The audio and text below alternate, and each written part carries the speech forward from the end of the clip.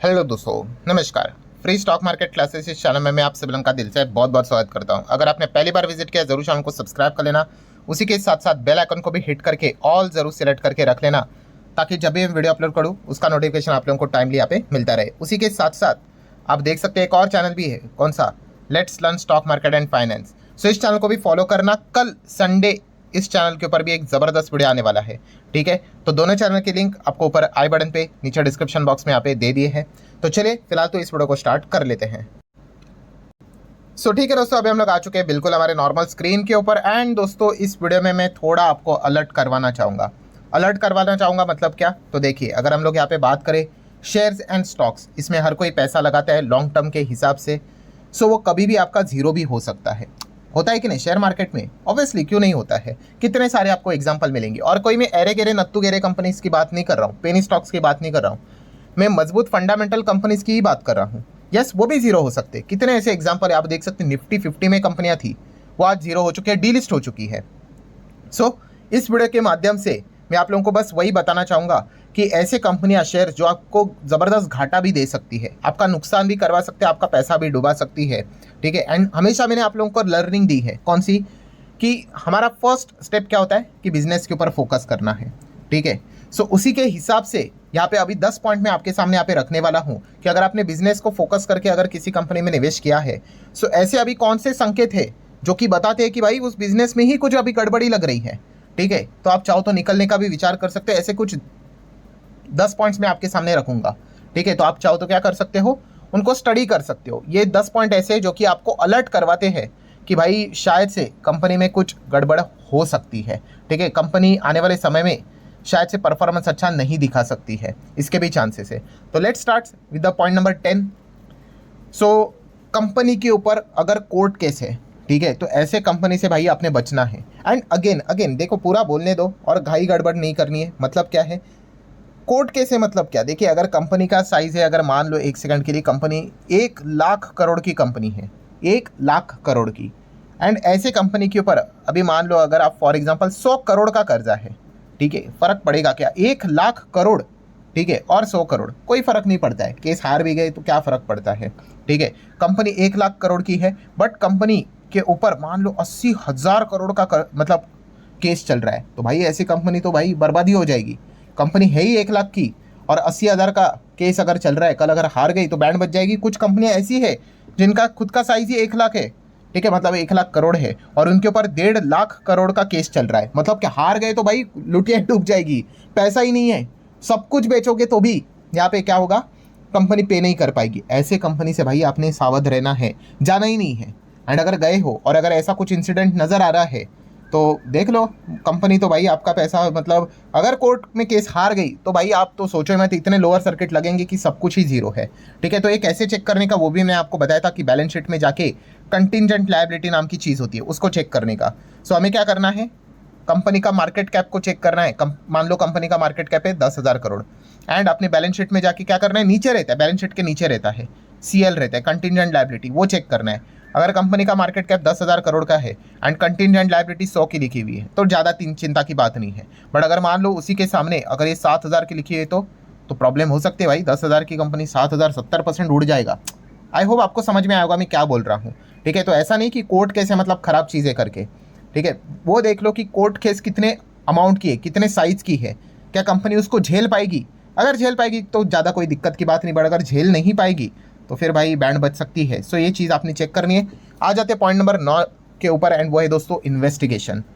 Company के ऊपर अगर इन्वेस्टिगेशन चल रहा है, किस चीज़ को लेकर, ओहो कंपनी के ऊपर एलिगेशन है, आरोप है कि कंपनी किसी फ्रॉड स्कैम में इन्वॉल्व है। अगेन सेम चीज़ कि बड़ा आरोप है, छोटा नहीं, ठीक है। देखिए अभी आरोप तो आरोप होता है, फ्रॉड स्कैम तो स्कैम ही होता है। आप बोल सकते हो 100 रुपये की चोरी तो 100 रुपये की ही है, बट 100 रुपये की चोरी एंड 100 करोड़ की चोरी, भाई थोड़ा तो अंतर है भाई, आप समझो, ठीक है। तो वैसा ही अगर कंपनी के ऊपर बहुत बड़ा सीरियस एलिगेशन है कि इन्होंने बहुत बड़ा स्कैम किया, फ्रॉड किया एंड इन्वेस्टिगेशन जारी है, तो भाई संभल लो भाई, ऐसे कंपनी से कुछ भी हो सकता है। फिर आप लिटरली फिर मटका खेल रहे हो। देखो जब येस बैंक का जो पुराना येस बैंक था उसमें जो गड़बड़ी हुई थी, कितने लोगों ने उसमें ही मटका खेल लिया था। अरे भाई कंपनी के ऊपर इन्वेस्टिगेशन जारी है, ठीक है, एंड लोग बता रहे भाई बिंदास पैसा लगाओ, अरे एंड चल गया होगा तो चलो ठीक है, जिंदगी भर वही वीडियो दिखाते, देखो हमने आपको बताया था, अरे बट वो तो एक मटका था। और नसीब इतना उनका खराब निकला कि भाई कि सच में वो स्कैम फ्रॉड सामने निकल कर आया और पूरा कंपनी जो 300-400 पे चलती थी 5 रुपए तक आई थी।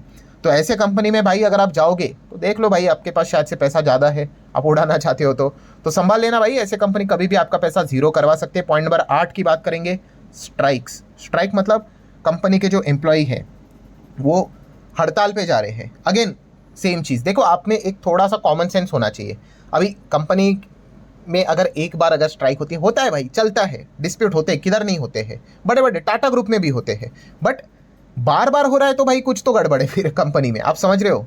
एक बार हो गया चलेगा, ठीक है भाई, मैटर सॉल्व कर सकते हैं, कोई दिक्कत की बात नहीं। बट हम लोगों ने देखा कंपनी की हिस्ट्री निकाल के भाई ये तो 10-15 बार 20 बार इनके एम्प्लॉय स्ट्राइक पे ही जाते रहते हैं। मतलब ये कंपनी प्रॉपरली पे नहीं करती है अपने एम्प्लॉयज़ को, कुछ तो गड़बड़ है। प्ले नहीं करती है मतलब समझ लेना कंपनी के पास पैसा ही नहीं होगा, ठीक है। वरना दिक्कत क्या है, कंपनी जो अच्छा कमा रही है, पैसा है भाई, वो पे भी कर लेगी।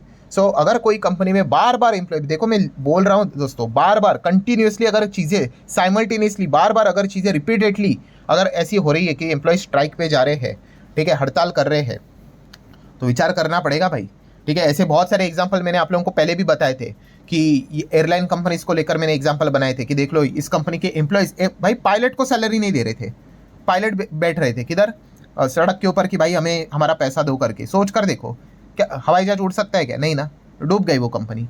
तो ये साइन होते हैं दोस्तों, एकदम सिंपल सिंपल चीज़ें। अगर ऐसा कुछ हो रहा है तो हमेशा अलर्ट रहना होता है। Then point number 7, management. Yes, company का मैनेजमेंट को क्या बोला जाता है? कंपनी का ड्राइवर। अगर कंपनी गाड़ी है तो मैनेजमेंट उसका ड्राइवर है, ठीक है। मैनेजमेंट डिसाइड करेगा कि आपका जो गाड़ी है वो प्रॉपर डेस्टिनेशन पे वो लेकर जाएगा कि किधर ठोक डालेगा, ठीक है।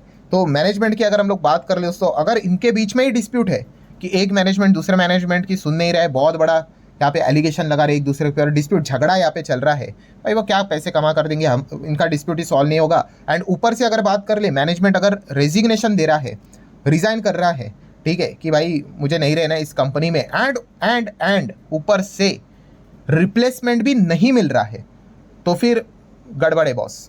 देखो मैंने क्या बोला कि रेजिग्नेशन दे रहा है, ठीक है, नहीं रहना है, कितने सारे लोग रेजिग्नेशन देते हैं, पर अगर रेजिग्नेशन देने के बाद रिप्लेसमेंट लाना है एंड वहाँ पे अगर कोई आने के लिए रेडी नहीं है तो बॉस कुछ तो गड़बड़ है, ठीक है। वरना अगर रेजिग्नेशन दे रहा है, मान के चलो मैनेजमेंट में कोई तो एक बड़ी व्यक्ति है, ठीक है, CFO रेजिग्नेशन दे रहा है, बट अगर दूसरा प्लेयर आ रहा है तो ठीक है भाई, इतना भी कुछ नहीं है। बट अगर रेजिग्नेशन दे रहा है एंड कोई मिल ही नहीं रहा है उनको, मतलब भाई उनको भी पता है कि इस कंपनी में आके कोई फ़ायदा नहीं है भाई, हम फंस सकते हैं यहाँ पे, तो ये साइन हम लोग को देखने को मिल जाता है। आ जाते हैं पॉइंट नंबर 6 की। और दोस्तों उसके पहले जरूर कहना चाहूँगा, अगर आपको वीडियो इन्फॉर्मेटिव लग रहा है जरूर लाइक कर देना, आपके लाइक के कारण मेरा मोटिवेशन भी बढ़ जाता है। चलो 6 पॉइंट की अगर बात कर ले तो जैसे मैंने आपको कहा है कि हम बिजनेस देखकर ही जाते हैं, ठीक है। एंड अगर कंपनी का बिजनेस ही डूब रहा है, ठीक है, कंपनी के बिजनेस की हालत ही खराब है, कैसे? अरे कंपनी के सेल्स ही नहीं हो रहे हैं, इसको हम लोग क्या बोलते हैं? सेल्स बोलो, रेवेन्यू बोलो, इसको बोलते हैं हम लोग टॉप लाइन। अगर कंपनी का टॉप लाइन ही अगर गिर रहा है तो बॉटम लाइन तो बॉस गिरेगा ही गिरेगा ना। Most of the cases, common cases, ठीक है, वो अदर इनकम की बात मैं नहीं कर रहा हूँ, ठीक है, प्रॉपर बिजनेस की मैं बात कर रहा हूँ कि अगर कंपनी प्रॉपरली जो बिजनेस ही है सेल ही नहीं कर पा रही है तो काहे का प्रॉफिट, तो प्रॉफिट भी नीचे ही जाएगा। ऐसे कंपनीज आपका पैसा डुबाएगी ही डुबाएगी, ठीक है, एकदम नॉर्मल कॉमन सेंस वाली बात है, ठीक है। देन अगर बात करें दोस्तों पॉइंट नंबर 5, लोन।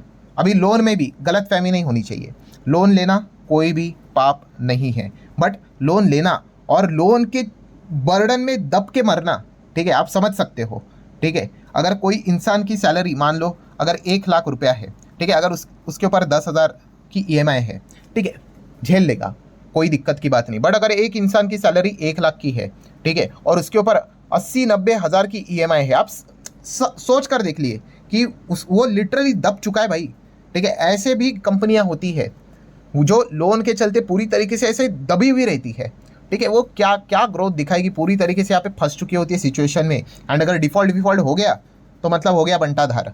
तो ऐसे कंपनी से आप लोगों ने बच के रहना होता है। बैलेंस शीट में इस प्रकार की चीज़ें हम लोग को देखने को मिल जाती है। आ जाते हैं पॉइंट नंबर 4 के ऊपर, जो कि है डेंजर का साइन।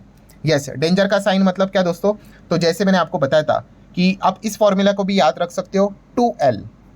2L मतलब क्या है दोस्तों यहाँ पे कि 1L स्टैंड्स फॉर, जैसे अभी मैंने आपको बताया था कि लोन। अगर कंपनी का लोन लगातार बढ़ते ही जा रहा है 10 का लोन, 20 का लोन, 50 का लोन, 100 का लोन लेते ही जा रहे हैं, एंड साइमल्टेनियसली दूसरा L, कंपनी का लॉस भी बढ़ते ही जा रहा है। भाई ये सबसे बड़ा खतरनाक सिग्नल होता है, इसको 2L बोला जाता है। ठीक है, क्या बोला जाता है? 2L मतलब L कौन सा? एक लोन का L और दूसरा लॉस।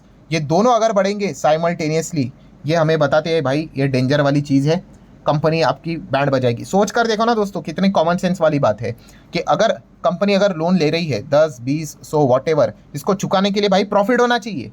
वो प्रॉफिट ही नहीं है, कंपनी घाटे में चल रही है, लॉस में चल रही है, तो ये कहाँ से रीपेमेंट करेगी? फंसेगी। कल आगे जाके कोई ना कोई बैंक इनके ऊपर कोर्ट में IBC के चलते एप्लीकेशन फाइल कर देगा, एक्सेप्ट हो गया, गई कंपनी कोर्ट में, ख़त्म। सो इस प्रकार से कंपनी से आप लोगों ने दूरी बना के रखनी, बचना है। पॉइंट नंबर 3 की बात कर ले तो प्रमोटर, यस, कंपनी के प्रमोटर अगर अपना माल बेच रहे हैं तो क्या कंपनी खराब यहाँ पे हो गई? नहीं।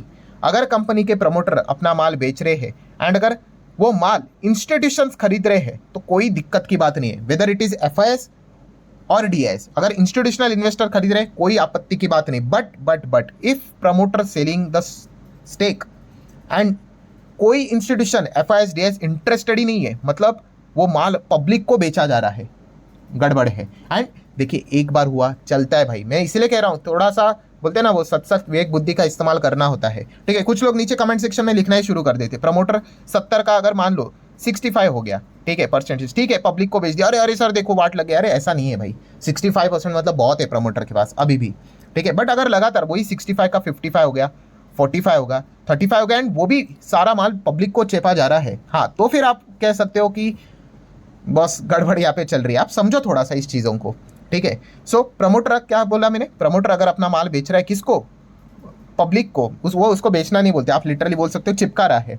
तो ऐसे कंपनी में भाई कुछ ना कुछ तो यहाँ पे गड़बड़ होने वाली है, क्योंकि सबसे इंटेलिजेंट प्रमोटर और ना ही FIS की अगर हम लोग बात कर ले एंड DIS की बात कर ले, सबसे ज़्यादा इंटेलिजेंट होते वही अगर नहीं खरीदने में इंटरेस्टेड है।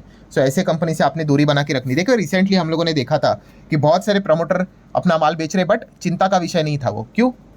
क्योंकि वहाँ पे ब्लॉक बल्क डील्स हो रही है जहाँ पे इंस्टीट्यूशंस बाय कर रहे हैं, तो कोई दिक्कत की बात नहीं है। ठीक है, तो ये चीज़ें पता होनी चाहिए। आ जाते पॉइंट नंबर 2 के और ऑडिटर। यस दोस्तों, कंपनी का जो ऑडिटर रहता है अगर वो कोई अगर यहाँ पे रेड फ्लैग अगर रेज कर देता है, ठीक है, कंसर्न अगर रेज कर देता है कि बॉस यहाँ पे कुछ तो गड़बड़ यहाँ पे चल रही है, खास करके हम लोग कहते हैं ऑडिटर अगर यहाँ पे अपना रेजिग्नेशन दे रहा है, ठीक है, तो ये काफ़ी एक बड़ा रेड फ्लैग होता है। ठीक है, एंड रेजिग्नेशन में लिखकर भी बता रहे हैं कि भाई ये प्रॉपरली वर्क करने नहीं दे रहे हैं, हमने एविडेंस मांगे, डॉक्यूमेंटेशन मांगे, टाइमली प्रोवाइड नहीं कर रहे हैं। तो इस प्रकार की जो कंपनियां होती है दोस्तों, उसको मार्केट में बिल्कुल भी मतलब देखते ना, बड़े इन्वेस्टर छूते भी नहीं है। ठीक है, पब्लिक जाएगी भाई, सस्ता मिलेगा इसीलिए।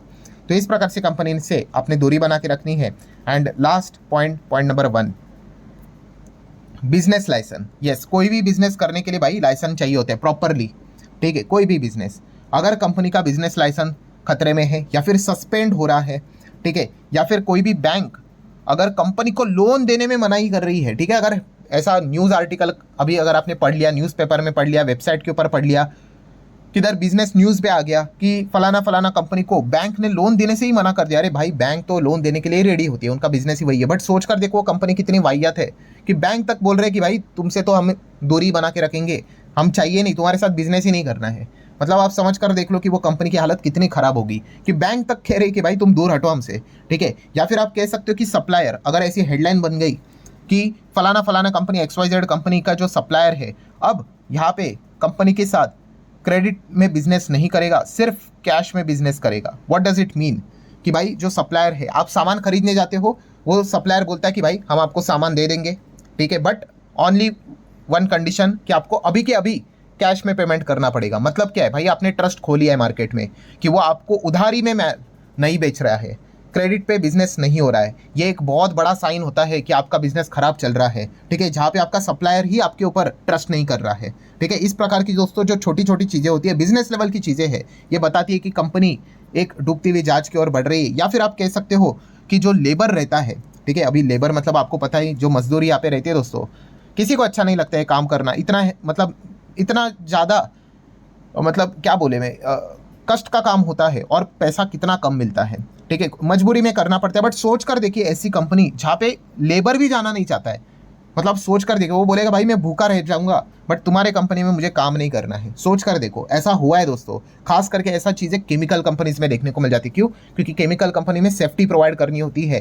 एंड वहाँ पे बड़े बड़े एक्सीडेंट्स के चांसेस होते हैं। और ऐसी चीज़ें हुई थी जहाँ पे कंपनी ने प्रॉपरली क्या किया था, जहाँ पे वो लेबर रहते, वर्कर रहते, उनको सेफ्टी इक्विपमेंट्स प्रोवाइड नहीं किए थे और बहुत सारे लोगों की डेथ भी हुई थी। तो वहाँ पे लेबर जाने के लिए रेडी नहीं थे, बोलते कि भाई जाना ही नहीं है, पैसे क्या क्या करेंगे, जिंदा ही नहीं रहेंगे। तो इस प्रकार से कंपनी से क्या करते हैं, दूरी बना के रखते हैं। तो इस प्रकार की अगर कोई कंपनियां होंगी तो ये संकेत देती है कि बॉस ये कंपनी ठीक नहीं है, कभी भी इनकी हालत खराब हो सकती है। इन शॉर्ट, आपका पैसा अगर इन्वेस्ट किया होगा तो वो जीरो भी हो सकता है। तो ये 10 पॉइंट है दोस्तों जो आपको ये अलर्ट प्रोवाइड करते हैं या आपको इंडिकेशन देते हैं कि आने वाले समय में कंपनी बीमार पड़ सकती है और शायद से उसकी डेथ भी हो सकती है, हालत भी खराब हो सकती है। ठीक है, अब ऐसी बात नहीं है कि कंपनी रिकवर नहीं कर सकती, रिकवर भी कर सकती है, but yes percentage of recovery very less.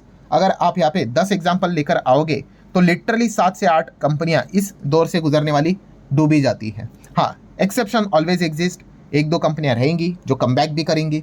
ठीक है, बट एवरेज बात क्या है, एवरेज बात यही दर्शाती है कि 70 to 80% कंपनियां जो इस दौर से गुजरती है उनका कमबैक होना नामुमकिन होता है। और इस प्रकार के कंपनीज, इस प्रकार के शेयर्स में अगर आप निवेश करते हो, ठीक है, तो आप अंदाज़ा लगा सकते हो कि आप कितना बड़ा रिस्क ले रहे हो एंड उसमें रिवॉर्ड भी कुछ नहीं है। कंपनी लिटरली यहाँ पे बंद भी हो सकती है, डिलीज भी हो सकती है और आपका पैसा पूरा जीरो भी हो सकता है।